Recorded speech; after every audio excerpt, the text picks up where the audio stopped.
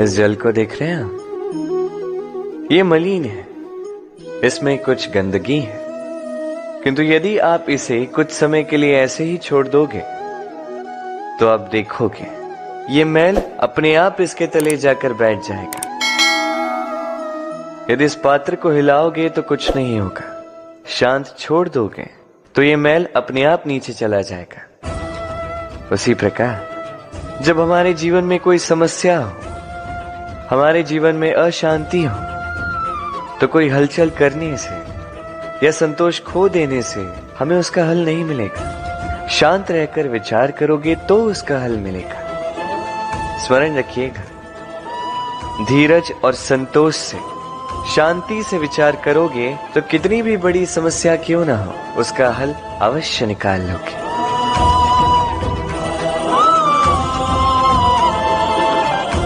क्योंकि अशांति का सुझाव शांति ही है। राधे राधे। समय, कहते हैं समय से पूर्व कुछ नहीं होता, हर बात का एक समय होता है। समय से पूर्व न सूर्योदय होता है, न सूर्यास्त होता है। समय से पूर्व पौधों में ना पुष्प खिलते हैं ना फल। किंतु एक बात सोचिए, यदि वर्षा आने से पूर्व किसान भूमि ना जोते, वो बीज ही ना पिरोए, तो क्या फसल उगेगी? यदि योद्धा युद्ध से पूर्व अपने शस्त्र ही ना परखे, तो वो युद्ध कैसे लड़ेगा?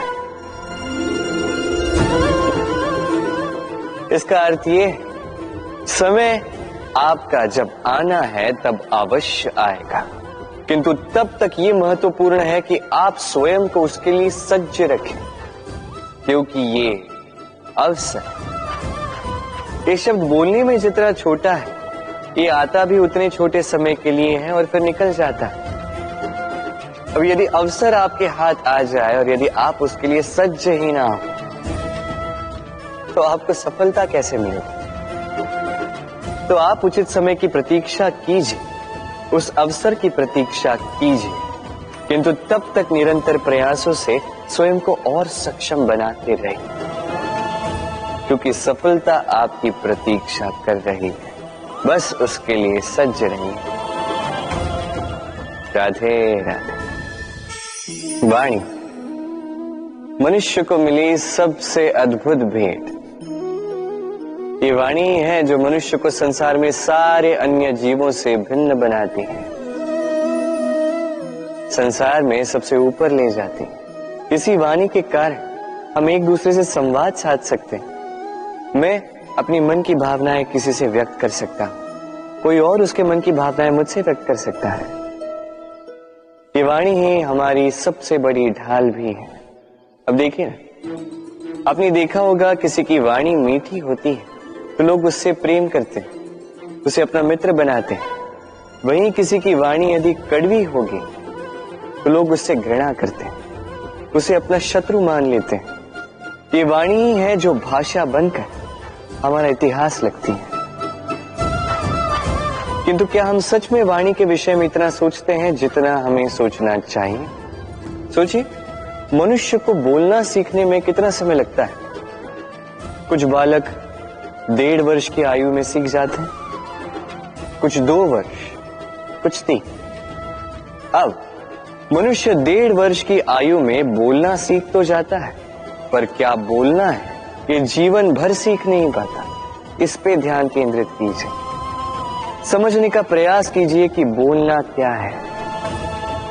अपनी वाणी शुभ रखिए, अपनी वाणी मीठी रखिए, और इसी मिठास के साथ मेरे साथ आकर कहिए, राधे राधे। हम में से कई लोग अक्सर स्वयं को अकर्मण्य मान लेते हैं। सोचते हैं अब तक इतने प्रयास किए, कुछ नहीं मिला, कदाचित आगे भी कुछ नहीं मिलेगा, और इसीलिए अपने जीवन का सारा बोझ किसी और के कंधे पर डाल देते हैं, स्वयं पर विश्वास ही खो देते हैं। क्यों नहीं समझ पाते ये बात कि जब तक पांव में कांटा नहीं चुभेगा व्यक्ति को ज्ञात कैसे होगा कि आगे नीचे देखकर चलना होगा। सूर्य को स्वयं जलना पड़ता है ताकि दूसरों को प्रकाश दे सके। रात्रि के अंधकार से लड़ने के लिए चंद्रमा को आकाश में अकेले चलना पड़ता है। नदी अपनी यात्रा कैसे बनाती है, अपना मार्ग कैसे बनाती है, इन चट्टानों से लड़कर बनाती है। यदि आप स्वयं आपकी सहायता करने में सक्षम नहीं रहे तो निश्चित रूप से आपका यह जीवन व्यर्थ ही है। स्मरण रखिएगा, इस संसार में अपने जीवन का भार अपने ही कंधों पर उठाना पड़ता है। दूसरों के कंधों पर केवल शव यात्रा चलती है। और इस संसार में जीवित वही है जो आत्मनिर्भर है।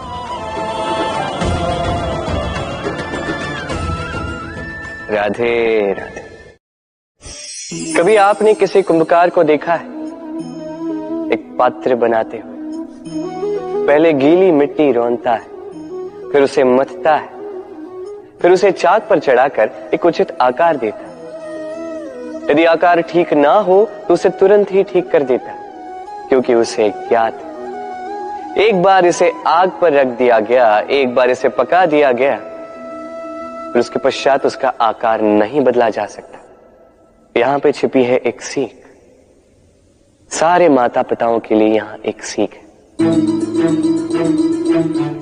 माता पिता ऐसे ही तो होते हैं। उन्हें अपनी संतान को समय के अनुसार श्रेष्ठ संस्कार देने चाहिए। माता पिता को कभी उनका विधाता नहीं बनना चाहिए, किंतु हर समय सदैव प्रयास कीजिए कि उन्हें उचित दिशा दिखा पाओ। कभी कोमलता से, कभी प्रेम से, तो कभी कठोरता से उसके जीवन को, उसके व्यक्तित्व को आकार देने का प्रयास करना चाहिए।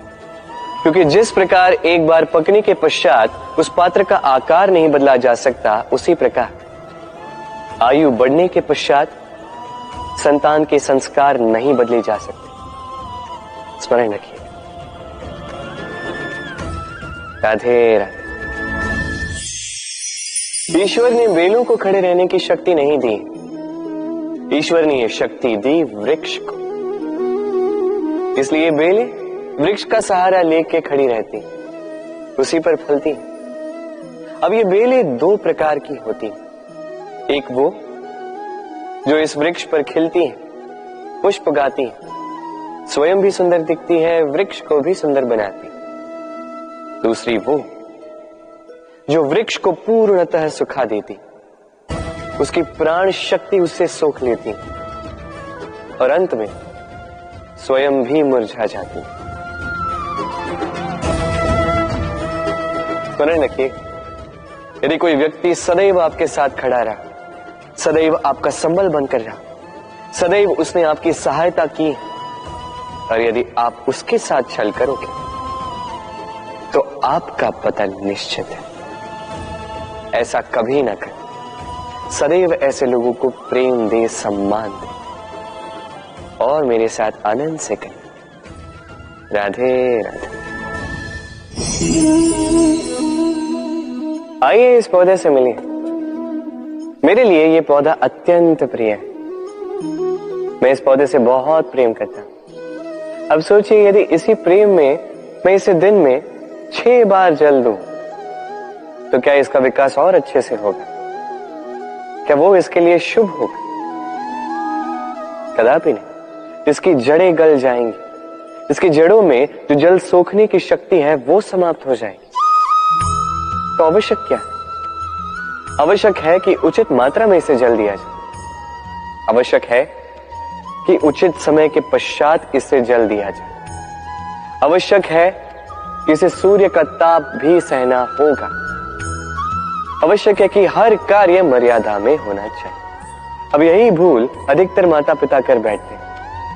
अपनी संतान से इतना प्रेम करते हैं और उसमें संतान की हर आवश्यकता पूर्ण करते हैं, हर एक वस्तु उसे देते हैं, हर एक बात करते हैं, और ऐसे में उस संतान के विकास में स्वयं ही बाधा बन जाते हैं।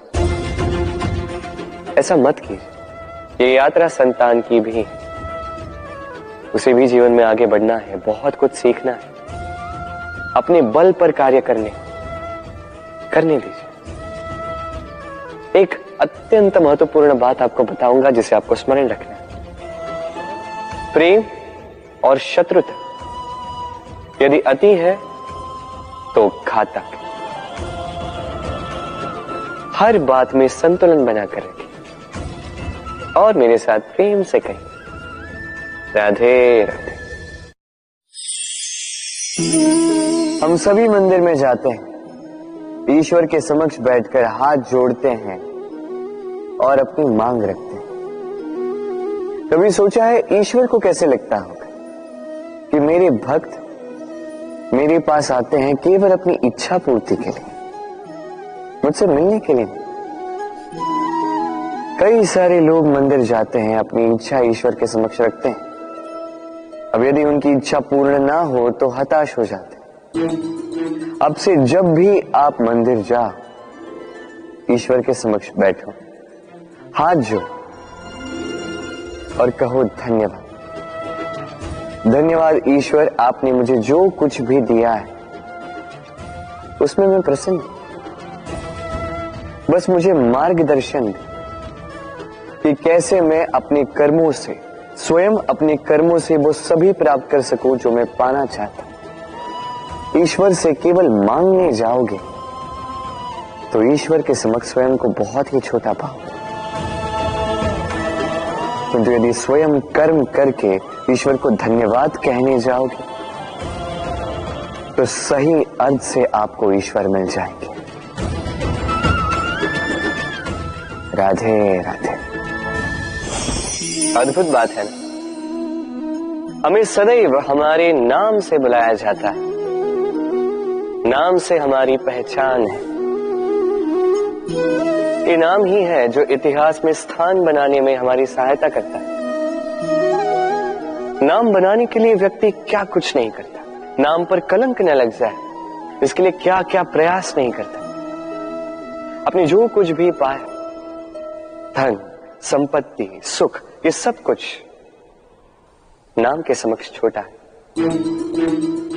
नाम सबसे ऊपर रह जाता है। ये नामकरण संस्कार सदैव हमारे लिए अत्यंत महत्वपूर्ण होता है। अब आपको क्या लगता है मैं किस नाम की बात कर रहा हूं? वो नाम जो हमने जन्म से पाया? नहीं, मैं उस नाम की बात कर रहा हूं जो हमने हमारे कर्मों से अर्जित किया। जो जन्म से प्राप्त हुआ वो मृत्यु के साथ चला जाएगा। ये तो जो नाम कर्मों से प्राप्त होता है वो हमें अमर करता है। माता पिता से हमें जन्म मिला, जन्म से मिले संबंधी, समाज से मिले मित्र, प्रकृति से मिला भोजन। यदि कुछ ऐसा है जो हमने स्वयं पाया तो वो है हमारे कर्मों का फल। वो है वो नाम जो हमने कर्मों से अर्जित किया।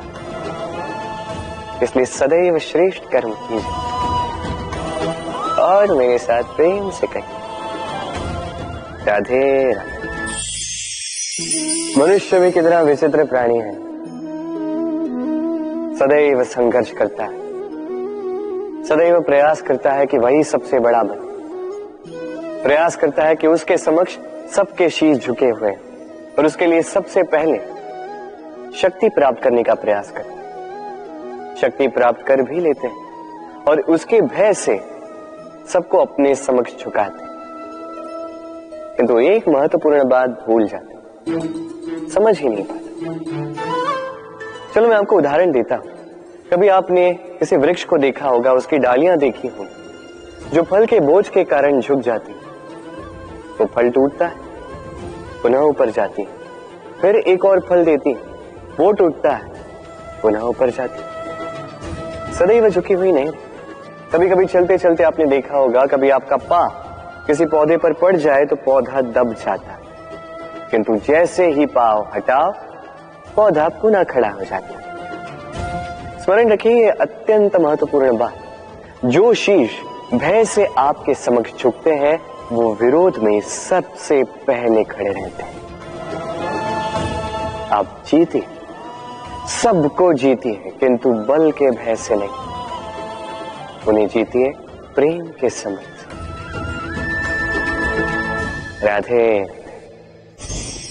आज आपको एक कथा सुनाता हूं। एक बार एक व्यक्ति ने अपने द्वार पर लिख दिया, आज मैं बहुत दुखी हूं, आज मुझसे कोई मिलने ना आए। कुछ समय पश्चात उसका मित्र आया, उसने वो शब्द पढ़े और फिर भी जाकर उससे मिला। उसने कहा कि मुझे पढ़ना तो नहीं आता, किंतु मेरे मित्र के मन का ये दुख, ये मुझे पुकार अवश्य लेता है। ये होते हैं सच्चे मित्र। किसी कारणवश यदि आप दुखी हो, समस्या का हल निकाल नहीं पा रहे हो, इस संसार से कट जाना चाहते हो, तब भी ये मित्र आपके साथ रहता है। भले ही आपको कोई हल ना दे पाए, संबल बन के अवश्य रहता है।